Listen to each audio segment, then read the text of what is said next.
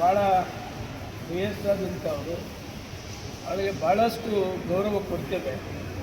ಮತ್ತು ನಾಲಿಗೆ ಸರಿ ಇಲ್ಲ ಅಂತಕ್ಕಂಥದ್ದು ಇಡೀ ರಾಜ್ಯಕ್ಕೆ ಗೊತ್ತಿದೆ.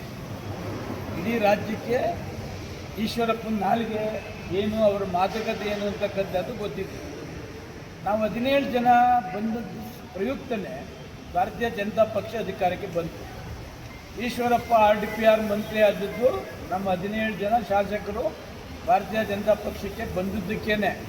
ಆದರೆ ಈ 17 ಜನರಿಂದ ಮಂತ್ರಿ ಪದವಿ ಕಳ್ಕೊಂಡ್ರಲ್ಲ ಈಶ್ವರಪ್ಪನವರು, ನಾವ್ಯಾರು ಕಾರಣಕರ್ತರಲ್ಲ ಮಿಸ್ಟರ್ ಈಶ್ವರಪ್ಪ. ನಾವು ಬಂದಿದ್ದೇನೆ ನೀನು RDPR ಮಂತ್ರಿ ಆದಿದ್ರಿ, ನಾವೇನಾದ್ರು ನಿಮ್ಮ ಮಂತ್ರಿ ತೆಗೆದ್ವಾ?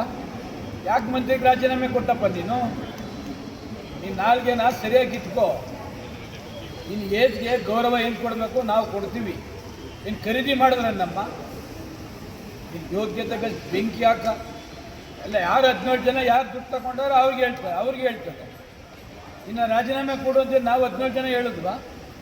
ನೀನು ಯಾಕೆ ಸಿಗಾಕೊಂಡು ನೀನು ಯಾಕೆ ರಾಜೀನಾಮೆ ಕೊಟ್ಟಪ್ಪ?